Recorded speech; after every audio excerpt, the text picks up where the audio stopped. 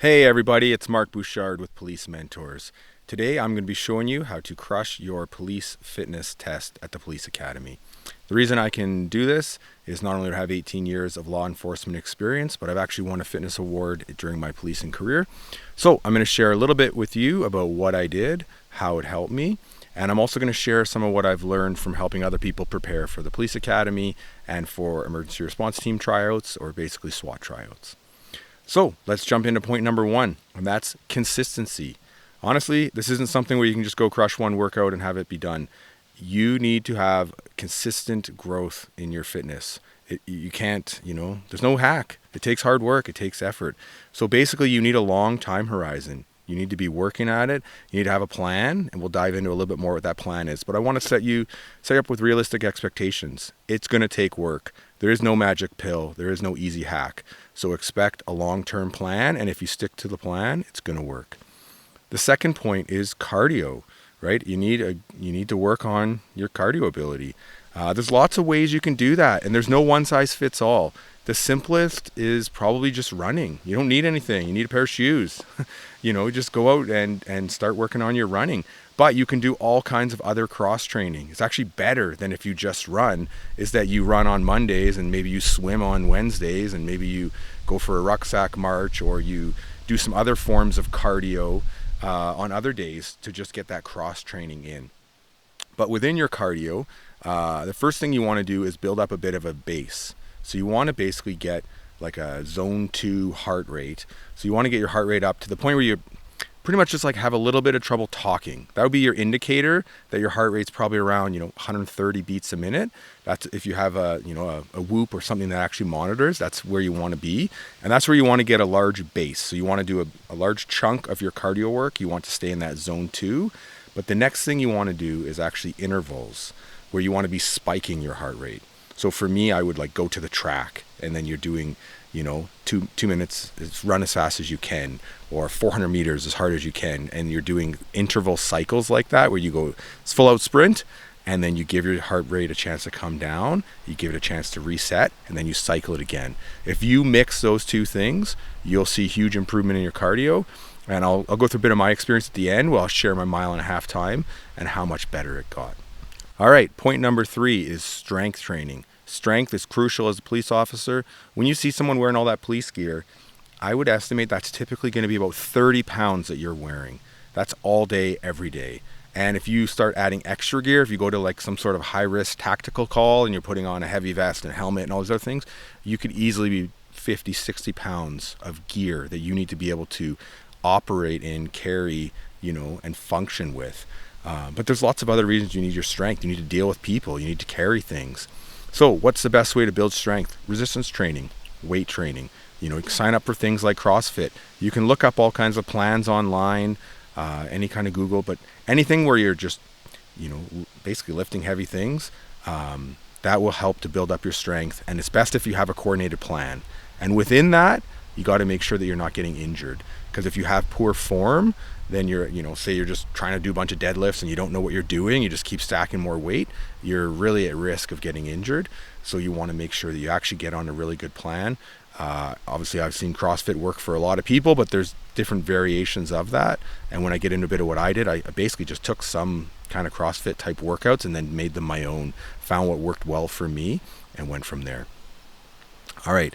So now we've got cardio and strength covered, the next thing is going to be recovery, right? You don't actually get better from your workout. You get better from sleeping and recovering after your workout. Your workout is actually breaking, your muscles down. And then when you sleep, they build back stronger. So if you can go crush all kinds of crazy workouts, but then your recovery is terrible, if you're not sleeping, if your nutrition is poor, if you're consuming a bunch of alcohol, drugs, that kind of stuff, it's just, you're not going to get better. You're just going to be breaking your muscles down. So make sure that you focus on getting a good sleep. Plan to have some rest days built into your program, and even do some active stretching, mobility type work. There's some really good programs out there. One that I have followed, it's called Knees Over Toes. He puts out all kinds of stuff out for free on social media. You can find it. So another one is Kelly Starrett. He runs a website called The Ready State. He's got a bunch of books on things like running, supple leopard, mobility, basically just how to stay healthy. They're fantastic. And he gives short little videos of what you can do. For me, I had a mobility restriction, like my overhead mobility, my shoulders were really tight. And he told me basically just hang from a bar. As simple as that is, really helped me to get a lot better. So I would love to hear from you too in the comments. What have you tried and what works well for you for your fitness? Okay, moving on. The next point is going to be mindset. Most people quit not because their body can't keep going. It's because mentally they quit. I've seen this on a lot of on some emergency response team tryouts where, people show up and they give up because mentally they showed up ready to quit. I had one person show up and they quit on tryouts within the first minute. They just showed up ready to quit mentally. So here's what I would tell you. At some point, it's going to get hard. At some point, you're probably going to go for a run with your class and it'll be challenging, or you'll do the fitness test, or, it depends where you're going to go. But here's what you do. Set a micro goal. When things feel super hard and you feel like you're about to quit, just think, I'm going to run to that next post. I'm going to run to that next car. Just always set the next smallest goal that you can accomplish. And when you get to that next post, okay, set the next micro goal. It's just, I'm going to do one more push-up. Okay, I'm going to catch my breath. I'm going to do one more push-up. And if you do that, you'll be able to just keep moving forward. All right, so I'll tell you a little bit about my experience. I decided to try out for our emergency response team, which was our SWAT team. They posted what the physicals were, and I wasn't even sure if I could do them. So I just decided I'm going to do my best.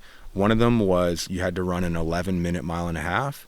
I went and ran it the first time. I got about a 10:45. So I barely had a passing time. To get onto high-performing teams like that, you often need, more than the minimum. But I started working at it. By the time that the tryout actually happened, which was probably close to 2 months later, I got my time down to a 9:38. And I kept training using some of these concepts, largely the interval thing, truly.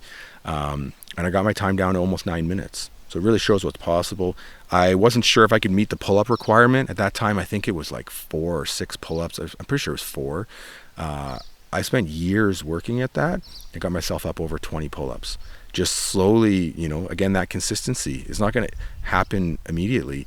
But the concept I use for that is called greasing the groove, where you're not actually going to failure. You're just frequently doing 50%, 60%, no more than 80%. So if you can do 10 pull-ups, you just do 5 and you build through volume and your muscles become more efficient. And that helped me tremendously. So if you're struggling with something like push-ups, you can use that. We're just once every hour, drop down and do 10 push-ups, 20 push-ups, whatever you can do. And if you read about some of the special forces training, that's what they do. They run around and then they drop down to 20 push-ups. And as they go further along, they drop down to 30 push-ups. And it comes from a guy named Pavel Tsatsouline. You can find him on, say, Joe Rogan or Andrew Huberman podcasts.